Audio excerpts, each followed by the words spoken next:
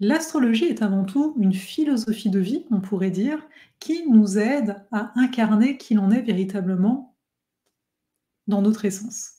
Donc ce n'est pas quelque chose qu'on va simplement bouquiner, ce n'est pas quelque chose qu'on va faire avec la tête, hein. On va prendre notre carte. Alors oui, au début, ça peut donner cette sensation-là, hein, on n'est pas là pour mettre de côté notre mental et cetera, mais il y a quand même une façon d'amener l'astrologie et une façon de la vivre qui permet de l'incarner beaucoup plus. Je suis Farah Savi, astromage, enseignante d'astrologie et mentor, et dans cette vidéo, on va regarder à quoi ça ressemble une astrologie appliquée au quotidien. Donc déjà, une chose très importante pour moi, c'est le discernement. Ça, c'est une clé fondamentale, que ce soit pour l'astrologie ou pour autre chose. C'est-à-dire quand je te dis quoi que ce soit, à toi de voir si ça résonne. Est-ce que ça vibre à l'intérieur de toi? C'est ça le discernement, discerner le vrai du faux. Discerner, est-ce que ce qui est dit là maintenant est vrai pour moi? Est-ce que c'est vrai pour moi pour le moment? Peut-être que ce qui est dit, ça peut m'aider pour quelque chose du passé, mais ce n'est plus vrai aujourd'hui parce que j'ai changé.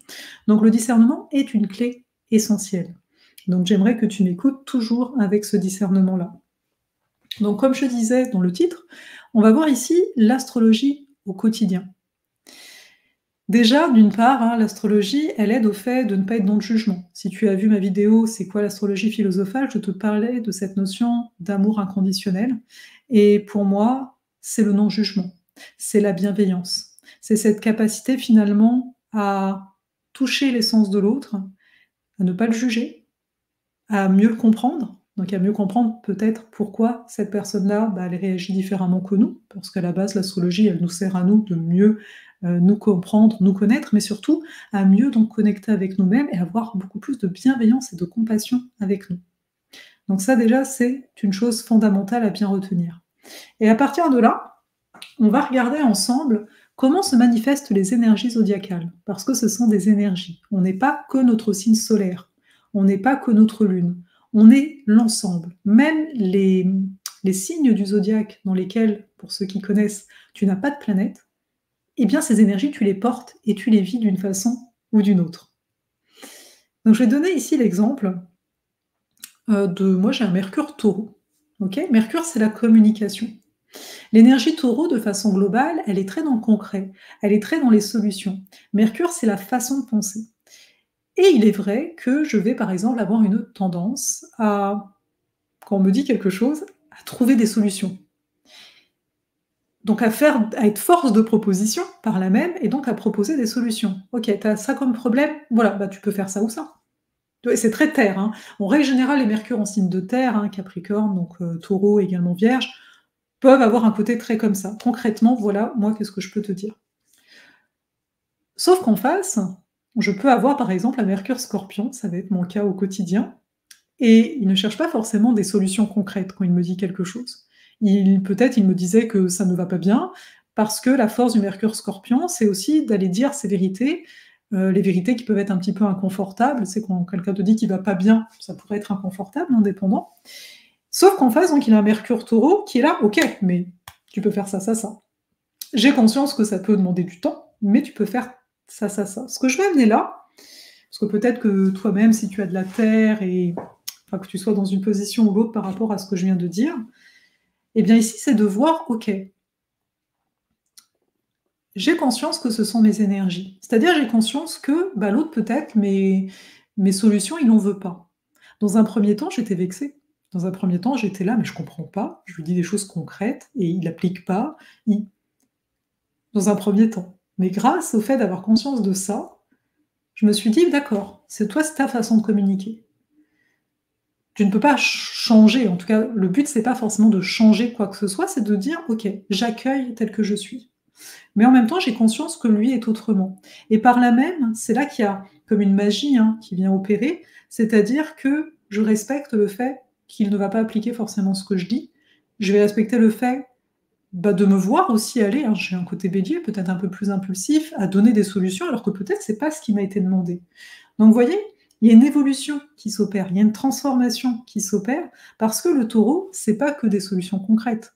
Le taureau, ça peut simplement être de dire: «Je suis là pour toi». Voilà.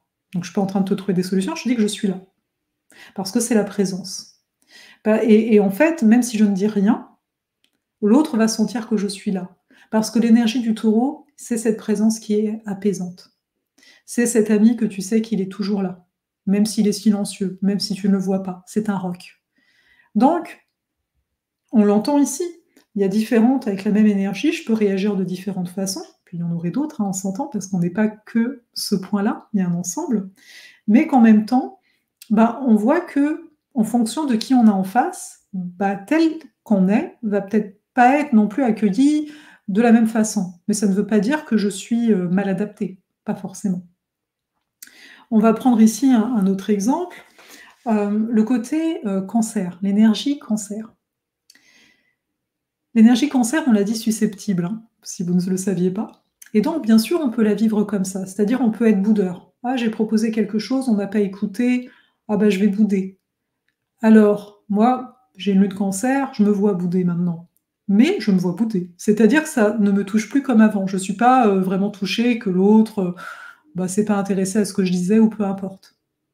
Et même, on peut en rire. C'est-à-dire que l'autre a conscience, parce que j'ai pu lui partager cette affaire-là, et même j'ai tendance à partager en mode bah, j'ai la lune en cancer, tu sais, de quelque part ça veut tout dire, quand l'autre connaît en tout cas. Et là, même si des fois je vais bouder, c'est-à-dire que je suis pas en train de parler, l'autre il va dire c'est ta lune encore. Mais en même temps, je vais lui dire mais en même temps, ma lune, tu l'aimes bien quand elle fait des petits chocolats chauds, tu vois, parce que c'est la lune cancer, elle prend soin. Donc en fait, quand on a conscience que en fait, on n'est pas statique. Je suis pas définie par le fait de bouder ou pas. Je suis pas définie par le fait de faire des chocolats chauds. Non. Mais par contre, ça fait partie de comme c'est la lune, ça fait partie d'un naturel qui est là et cette lune, c'est aussi elle qui va m'apporter une grande intuition, une grande sensibilité à l'autre et c'est pas tout blanc ou tout noir et je pense que là, vous l'entendez, si en face, en plus, j'ai quelqu'un qui parle le même langage, donc qui parle aussi, cette astrologie-là, et bien qu'est-ce qu'on a? On a des échanges super enrichissants.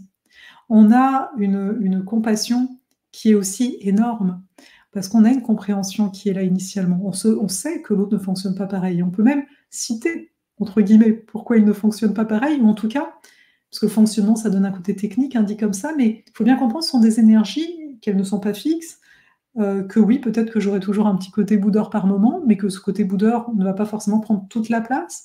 Donc c'est à nous après d'ajuster au niveau des énergies que l'on a dans notre carte du ciel, bah oui, d'ajuster, de jouer avec elles.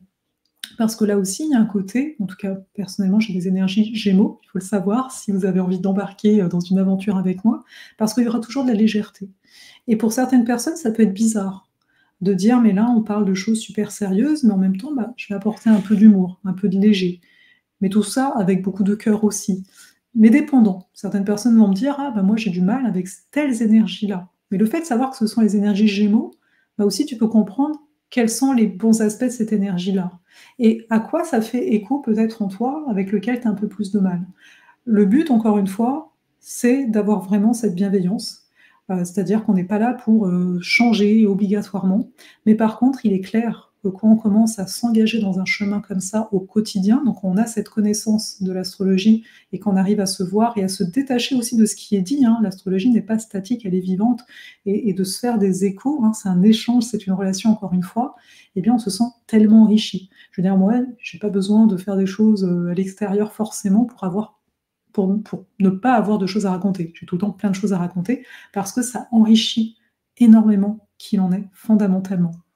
Donc si tu as envie ici, de découvrir un peu plus cette astrologie-là, n'hésite pas à t'abonner si ce n'est pas le cas. Il y a d'autres vidéos sur la chaîne, voilà, il y a aussi Instagram, je te mets tu as les liens en fait dans la légende. Viens me dire si toi, dans le quotidien, comment tu vis ton rapport ici, à l'astrologie et bien sûr, là, tu as la possibilité d'embarquer, dans Cosmos par exemple, hein. Ça, c'est ma grande aventure, d'une année donc c'est présent, c'est là. Mais après, tu as d'autres aventures plus courtes qui sont aussi disponibles, donc n'hésite pas si tu as envie d'aller plus loin en ma compagnie.